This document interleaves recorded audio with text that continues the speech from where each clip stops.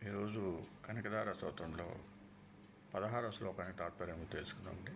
గురు బ్రహ్మ గురు విష్ణు గురుదేవ మహేశ్వర గురు సాక్షాత్ పరబ్రహ్మ తస్మై శ్రీ గురువే నమః.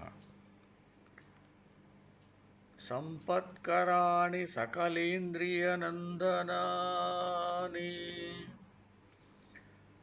సామ్రాజ్యదాన విభవాని సరోరుహాక్షి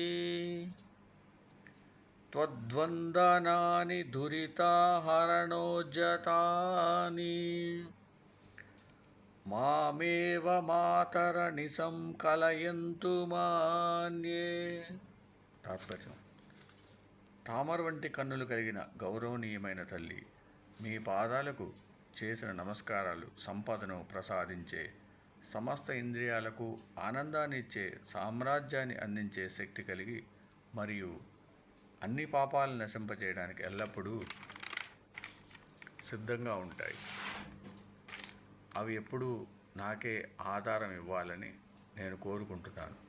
మీ పాదాలను వందించడానికి నాకు ఎల్లప్పుడూ శుభావకాశం కలుగుతుంటాయి.